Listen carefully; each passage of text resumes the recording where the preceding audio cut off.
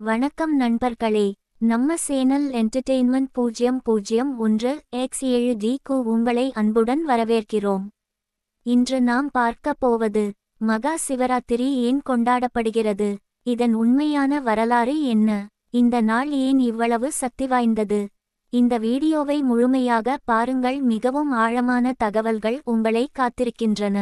மகா சிவராத்திரி என்றால் என்ன? சிவராத்திரி என்றால் சிவனின் இரவு. ஒவ்வொரு ஆண்டும் மாசி மாதம் அமாவாசைக்கு முன் வரும் கிருஷ்ண பக்ஷத்தின் 14ஆம் நாள் இரவில் மகா சிவராத்திரி கொண்டாடப்படுகிறது. இது சாதாரண திருநாள் இல்லை. இந்த இரவு முழுவதும் விழித்திருந்து சிவபெருமானை வழிபட்டால் 1000 யாகங்கள் செய்த பலன் கிடைக்கும் என்று புராணங்கள் கூறுகின்றன. ஏன் கொண்டாடப்படுகிறது? சிவன் பார்வதி திருமணம்.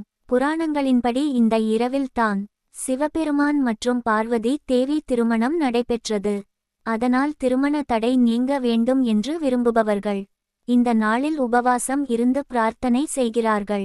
லிங்கோத்பவம், அக்னி ஸ்தம்பம். ஒரு நாள் பிரம்மா மற்றும் விஷ்ணு யார் பெரியவர் என்று வாதிட்டார்கள்.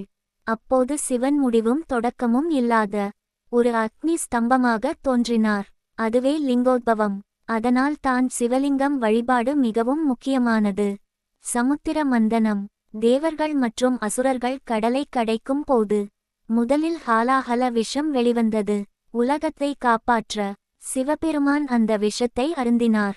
அதனால் அவர் நீலகண்டன் என்று அழைக்கப்படுகிறார். கோவில்களில் சிறப்பு. இந்த நாளில் இந்தியா முழுவதும் சிவாலயங்களில் சிறப்பு பூஜைகள் நடக்கின்றன.